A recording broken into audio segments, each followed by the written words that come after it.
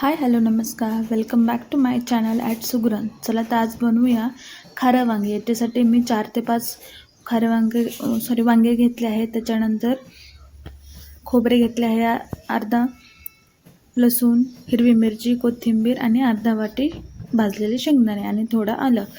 आता आपण खारं वांगं करण्यास सुरुवात करूया.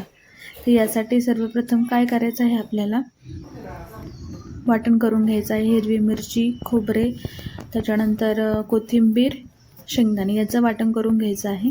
त्याच्यानंतर जे वांगं आहे ते असं 4 फोडींमध्ये कट करून घ्यायचं आहे. त्याला देठ ठेवायचं आहे, देठ पूर्ण काढायचं नाही. अर्धा देठ तुम्ही कट करू शकता, कारण देठासहित जे वांगं असतं ते खाण्यास खूप चवदार लागतं आपल्याला. आणि वांगी ही खाऱ्या वांग्यासाठी वांगी ही तुम्ही एकदम फ्रेश घ्या. वांगी चिरून घेतल्यानंतर ते एका पाण्यामध्ये टाकून घ्यायचे आहेत आणि अशा पद्धतीने जो मसाला मी तुम्हाला सांगितला तो असा ग्राइंड करून घ्यायचा आहे पेस्टमध्ये. त्याच्यानंतर जे वांगी आहेत ती चिरलेली त्याच्यामध्ये असा मसाला भरून घ्यायचा आहे. तुम्ही बघू शकता अशा पद्धतीने मी मसाला भरत आहे. सगळ्या वांग्यांमध्ये 1 बाय 1 असा मसाला भरून घ्यायचा आपण.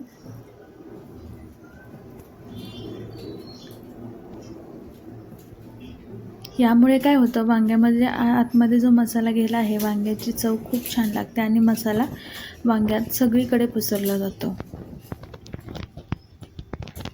मिरच्याचं प्रमाण तुम्ही कमी जास्त करू शकता, तुम्हाला जसं तिखट हवं त्यासाठी. आता एका कढईमध्ये मी 2 ते 3 चमचे तेल टाकलेलं आहे. तेल व्यवस्थित तापून द्यायचं आहे. तेल तापल्यानंतर त्याच्यामध्ये आपल्याला मसाले टाकून घ्यायचे आहे. त्याच्या आधी मी 1 चमचे मोहरी टाकलेली आहे. मोहरी व्यवस्थित तडतडून द्यायची आहे.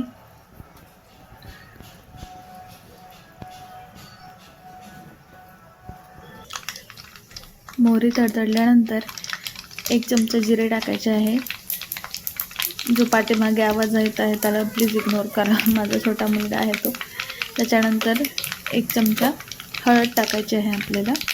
त्याच्यानंतर याच्यामध्ये लाल मिरची पावडर किंवा लाल तिखट टाकायचं नाही, कारण आपण हिरवी मिरचीच्या वाटणाचं करतो. जी वांगी आपण भरून घेतलेली होती ती त्याच्यामध्ये सोडायची आहेत आणि तेलात छान व्यवस्थित परतून घ्यायची आहे.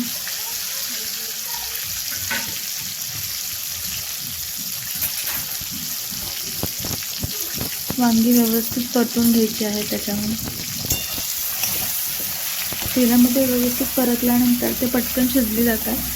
याच्यामुळे तेलामध्ये छान व्यवस्थित परतून घेऊ शकता. तुम्ही हे थोडं रस्सा वांगंही करू शकता किंवा टिफिनला द्यायचं असेल तर लपतपही करू शकता.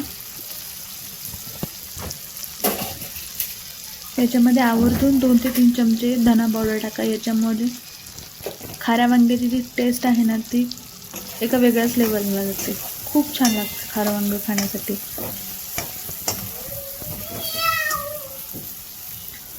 तर व्यवस्थित परतून घेतल्यानंतर गॅस कमी करून जो मसाला राहिलेला होता आपला तो मसाला याच्यामध्ये टाकून घ्यायचा आहे. मसाला टाकल्यानंतर मसाला त्या तेलात वांग्यांसोबत एकदम व्यवस्थित मिक्स करायचा.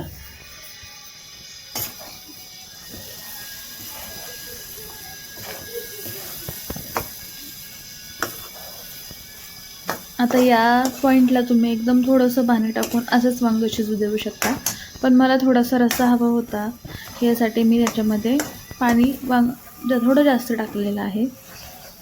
हे तुम्ही गरम गरम भातासोबत किंवा गरम गरम चपातीसोबत खाऊ शकता. खूप छान लागते खाण्यासाठी. आता याच्यामध्ये मी पाणी ओतत आहे, कारण वांगं शिजण्याचं बाकी आहे आपलं. वांगं शिजण्यासाठी आणि मला हवा तेवढा रस्सा पाहिजे त्याच्यासाठी मला हवं तेवढं पाणी ओतलेलं आहे. आता हे सर्व एकत्रित करून घ्यायचं आहे आपल्याला.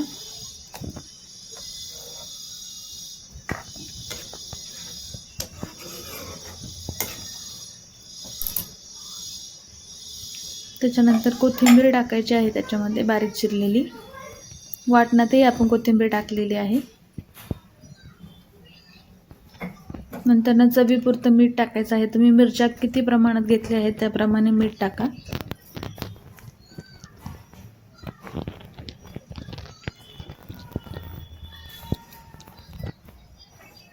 मीठ टाकून झाल्यानंतर परत मिक्स करायचं आहे, गॅस फुल करायचा आहे आणि एक छान उकळी आणून द्यायची आणि नंतर गॅस कमी करून त्याच्यावरती झाकण ठेवून वांगं चांगले शिजू द्यायचं आहे आपल्याला. वांगं शिजल्यानंतर बघू शकता असं दिसतंय. खूप छान लागतं चवीत. आणि हे टिफिनमध्ये मी भरत आहे हे वांगं. तुम्ही बघू शकता किती छान शिजलेलं आहे. गरम गरम वांगं, खारं वांगं खूप छान लागतं खाण्यासाठी. मुलांना तर खूप आवडते ही रेसिपी, छोट्या मुलांना, आणि टिफिनला देण्यासाठीही खूप चांगली आहे. रेसिपी नक्की ट्राय करा, कमेंट करा आणि मला सांगा कमेंटमध्ये तुम्हाला रेसिपी माझी कशी वाटली ते.